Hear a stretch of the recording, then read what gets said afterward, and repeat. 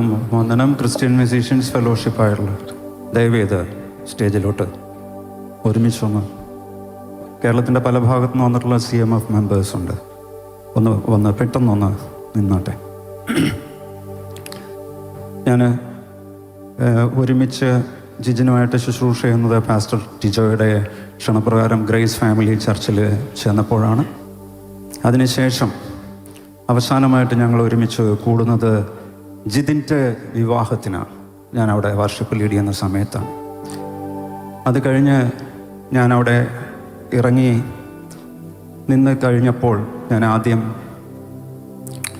ജിജിൻ്റെ ഞാനിങ്ങനെ കൈ കൊണ്ട് കാണിച്ചു, മോനെ നന്നായിരിക്കുന്നു എന്നിങ്ങനെ കാണിച്ചു. അത് കഴിഞ്ഞ് ആ ശുശ്രൂഷ കഴിഞ്ഞപ്പോൾ ജിജിൻ എൻ്റെ അടുക്ക വന്നു. അവൻ്റെ കണ്ണ് നിറഞ്ഞിരുന്നു.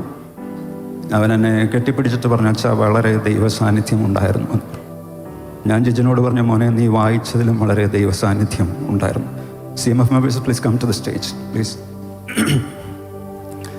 അപ്പോൾ എനിക്കൊരു കാര്യം പറയാനുള്ളത്, കലാകാരന്മാർ ഒരുപാട് പേരുണ്ട്, ആർട്ടിസ്റ്റുകൾ ഒരുപാട് പേരുണ്ട്, ഒരുപാട് സിംഗേഴ്സ് ഉണ്ട്, ഒരുപാട് ഇൻസ്ട്രുമെൻ്റലിസ്റ്റുകളുണ്ട്.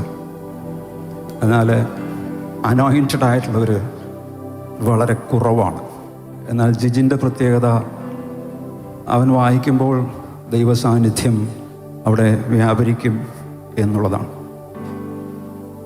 എൻ്റെ കുടുംബത്തിൻ്റെയും സിറ്റി ചേഞ്ചേഴ്സ് ചർച്ചിൻ്റെയും അതുപോലെ ഞങ്ങൾ ക്രിസ്ത്യൻ മ്യൂസീഷ്യൻസ് ഫെലോഷിപ്പിൻ്റെയും പേരിലുള്ള അനുശോചനം, പ്രത്യാശ നിർഭരമായ അനുശോചനം അറിയിക്കുന്നു. അപ്പോൾ തന്നെ ബ്ലെസ്സി മോളെ, ഈ ശുശ്രൂഷയെല്ലാം കഴിഞ്ഞ് കഴിഞ്ഞ് നീ ജീവിതത്തിൽ ഉള്ളിൽ ഏകാന്തത അനുഭവപ്പെടുന്ന സമയം വരും. കഴിഞ്ഞ ദിവസം മോളും ജിജനും കൂടി വായിച്ചൊരു പാട്ട് ഞാനും വൈഫും കൂടി കണ്ടു. അനിൽ അടൂർ കമ്പോസ് ചെയ്ത പാട്ടിൻ്റെ വരികൾ. അതിൽ പറയുന്നത് പോലെ യേശുവിനോട് അടുത്ത് നിൽക്കുക, പരിശുദ്ധാത്മാവിന് മാത്രമേ ഹൃദയത്തിൽ സമാധാനവും സന്തോഷവും നൽകുവാനായിട്ട് സാധിക്കുകയുള്ളൂ.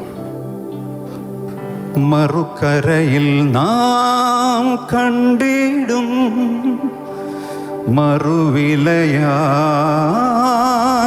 തന്നവനെ, സ്വർണ്ണത്തെരുവിൽ